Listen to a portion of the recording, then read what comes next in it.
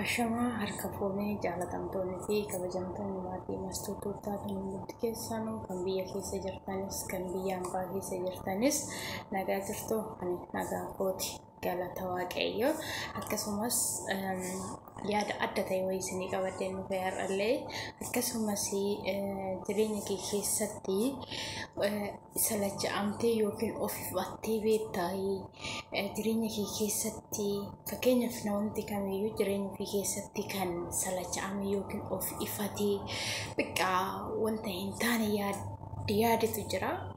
Garuu immoo akka yaada kootiitti of ifattee beektaa jireenya kee keessatti gadditee beektaa jireenya kee keessatti yaada akka badaa ofitti baay'istee biqaa wanta hin taane sammuu keetitti fudhattee beektaa yaada jedhu yaadni kooyi. Namoonni kamiyyuu beektu hin aaraa yeroo aaree jedhee yaada hin taane yaada baqqaan beekan sammuu isaa dhukkubsu yookiin sammuu isaa jeequu fudhanna jechuudha yeroo baay'ee jechuudha. Maaliif kun kan maalirraa kan ta'e yeroo baay'ee wantuma xiqqishuu wayii qabannee ni aarraa wantuma xiqqishuu wayii qabannee biqaa keessa keenyatti nutti dhaga'amutu jira. Akkasumas fakkeenya akka mataa kootiitti yoo fudhadhee jechuudha. Ani yeroo baay'ee yeroon biqaa natti dhaga'ame maalifan akkana godhee maalifan akkana ta'ee jedhee keessa kootitti yaadni kaase nama ta'ee namni hin yaadne hin jiru nama ta'ee namni hin aarre hin jiru namni ta'ee namni hin gaddine hin jiru nama ta'ee namni bakka rakkinni itti dhufee yookiin wanti wayii rakkinni cimaa wayii irra ga'ee rakkina san keessaa ba'uu dadhabee aga itti dhaga'amu aga gaddu ga'ellee ni jira. Anis immoo nama akkasii ta'eettis beekaa yookiin immoo ta'eettis hin beeku ta'a. Garuu akkuma dura isin jedhe akka yaada mataa kootiitti isinii fudhadhee isinii faata narra ga'ee jira. Sa'aatii sanitti baay'ee akkanatti illee hin beekuun ture. Baay'ee xiqqoon ture. Imala karaa garuu namni Arsii keessaa warri Arsii keessa taatan namni Hawaash wallaaltanii hin jirtu. Baay'ee maaliif hin beeku ture kaa. Ani warra kootirraa ba'ee imala karaa dheeraa deemee maatii kootirraa fagaadhee yookiin bakka karaa Arsiituyyuu deemee hin beeku ture. Maaliif maatiin koo nan gallakkisa sila ta'eefuu maatiin koo baay'ee tokko nama na jaalatan maatii koo keessatti nama addaa ta'ee silan guddadheef ani akka mataa kootiittiyyu intala akka waan guddiste sababa saniifu maaliif akka waan koo ija ishee duraa deemuu hin jaalattu jechuudha. Sababa sanirraan kan ka'e akka carraa ta'ee deeme biyya kana.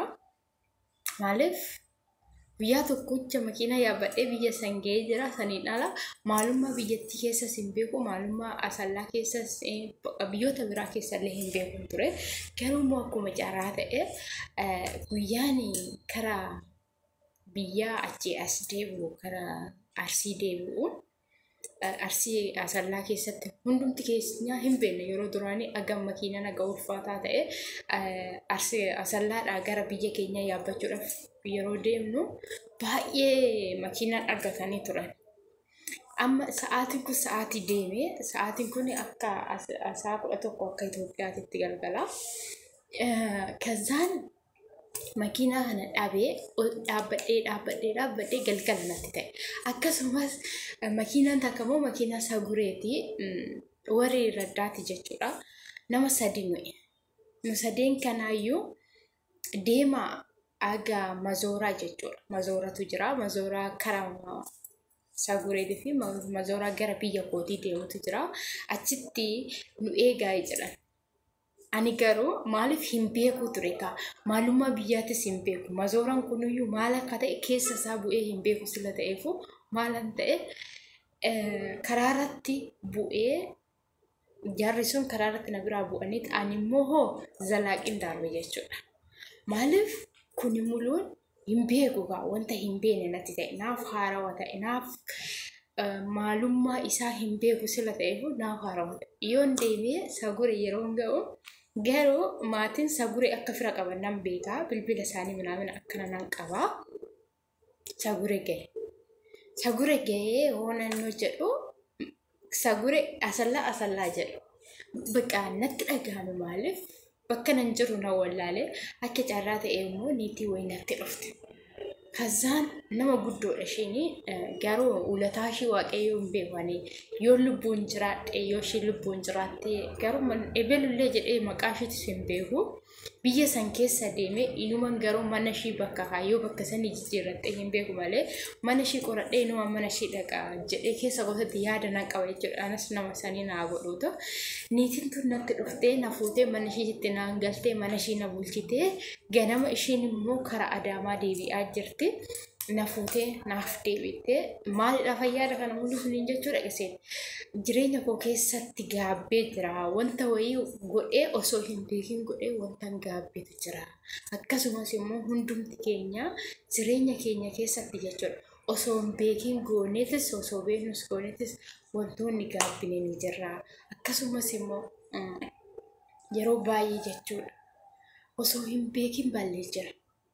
Fakkeenyaaf yeroo nama waa wayii aaree jechuudha osoo hin beekin aaruma xiqqishuudhaan namaan ol loluu dandeenya. Anama fakkeenyaaf akka mataa guutuutti bakka amalli koo naman tuqu eenyullee naan jechuu danda'a garuu namni waan naan jedhu hin beeku. Mataa kootiin naman tuqu nama gaariidha. Nama bakka yoo naan lolanis dura san obsee yoo wannu jedhanis naan jedhanis wanta san qabadhee yookiin qiibii qabadhu siimati garuu na tuqan taanaan bakka nan tuqina naaf du'a naaf ta'a malee amala koo keessatti nama gaariidha.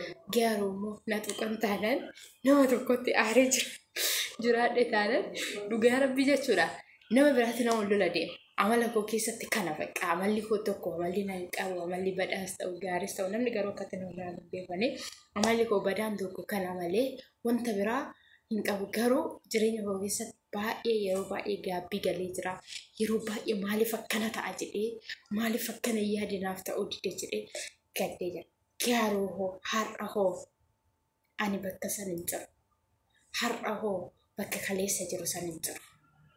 Har'a yaadan kaleessa qabu san hin qabu. Isinis immoo yaada kaleessa qabdan san keessa keessanii balleessitanii boru maal ta'an iftaan maal ta'an. Oromoon maal jedha yoo mammaahu ganna darbee mana hin ijaaranii ganna dhufuuf mana ijaaru malee jedha yoo mammaahu. Sababa saniifuu kan darbeef mana hin ijaaranii kan dhufuuf mana ijaarra sila ta'eefuu kan darbee gaabbinus gaddinus boonyus aarus waafeenis goon no kan darbee hin deebi'u. Garuu kan boruu hoo kan boruu kan iftaanii maal gochuu qabaa keessa keenya. Karoora dura keessa jiru san karoora badaarra yoo jiran dirqama harka ol qabannee ol jabeessinee nama tokko tuffannee bira dabarruu dhiisnee jabaadhu ati waan kana hin dandeessa malee hin dandeessu jennee nama kana karaa inni danda'utti gorsina malee karaa inni hin dandeenyetti hin gorsinu. Akkasitti namoota hunda bira dhaabbannee jabaadhu waliin jennee harka qabnee osoo ol kaasnee jedha akka yaada kootti jetti jechuudha. Inni dammoo yeroo wantoota darbe kaasnee namoonni gaddinee namoonni gaabbinus ni jira waa san dhiisnee maaliif dunyaa kanarra waggaa 100 hin jiraannu dunyaa kanarraa hin beekan waggaa dheeraa hin jiraannu nama akkam waaqayyo jaalatetu umurii dheeraa jiraata. Namoonni kun sa'aatii lubbuun isaanii keessaa ba'an gisee duunuu beekaa hin jiru. Gisee lubbuun keenya dhabamu waan taanuyyuu hin beeku. Sababa saniifuu obboleewwan koo obboleetti koo obboleessa koo kan biyya keessa jirtanis kan biyya ambaa keessa jirtanis yaada badaa yaada gaddaa yaada hin taane sammuu keenya keessaa of fuunee yaada gammachiisaa jireenya boonyee boruutiif nuuf ta'u kan jireenya keenya boruu gammachiisuudhaaf yookiin maatii keenya biyya keenya gammachiisuudhaaf hojjennee osoo agarsiisnee gaabbii duraa yookiin maaliifan kana ta'e maaliifan akkana gochuu dide maaliidhaafan kaleessa akkas godhe maaliidhaafan kalee akkana godhe jettee kan kaleessaa sanii mootii boruu maalan godhaa jedhiito kan fuuldura keetii ilaali malee kan of duubaa sanuu ilaalte duubumatti deebita jechuudha. Sababa saniifuu hundumti keessanuu obboleessa koo obboleettii koo kan abbaa koo yookiin haadha koo naaf ta'us jiraachuu danda'a yookiin kan obboleessa koo obboleettii koo durbii koo fira koo naaf ta'us jiraachuu danda'a. Hundumti keessanuu yaadota duraanii of keessaa balleessitanii sammuu keessaa firii gootanii kan boruu yaayaan nama kufiolaa qabu nama wallaalee abarsiisu nama aarii irraa balleechinu. Nama biila haa baasu, nama dheebota dheebuu haa baasu, nama daara haa baasu. Qabaannitii mootii kan kana hunda goonu teenya kanuma qabnu kanarraa waan wayii waan boru gammachuudhaaf ta'u waan boru jireenya keenyaaf ta'u yaa goonu siniin jechuu jaaladha obboleewwan koo. Akkasumas hundumti keessanuu yaanni kiyya kuni akka mataa kootiitti tanaasa'e malee akka mataa nama biraatti hin haasofne. Akkasumas yaada mataa kootii wantan keessa kootii qabu kaleessa gaabbee bira darbee jira, kaleessa aaree bira darbee jira, kaleessa gaddee bira darbee jira. Har'a garuu bakka san hin jiru. Har'a garuu jireenya koo keessatti gammachuudhaan hin jiraadha. Har'a garuu jireenya koo keessatti dasitaadhaan hin jiraadha. Har'a garuu jireenya koo keessatti ani eenyummaa kootuu keessa kootitti nan beeka. Isin immoo kan kaleessaa dhiyeessanii eenyummaa keessanitti baratanii eenyummaa keessanitti hubattanii nama boruu yaa taanu harka qabannee olaa kaasnu harka qabannee ol bira yaa dhaabbannu isiniin jechuu jaaladha. Yaanni koo kan warratti dhuma hundumti keessanuu akkan kootiin ta'a yookiin akka ebeluutiin ta'aatii mootii akka kootan ta'a jennee harka keenya kana qabannee ol bira dhaabbannee olaa gargaarru siniin jechuu jaaladha obboleewwan koo. Akkasumas hundumti keessanuu kan biyya ambaa keessa jirtanis kan biyya keessa jirtanis bakka jirtanitti nagaa naaf ta'a obboleewwan koo. Waaqayyo isin wajjin haa ta'u. Akkasumas nageenyi jaalalli waaqayyo bakkuma isin jirtanitti isin wajjin haa ta'u. Nagaa naaf ta'a. Galatooma.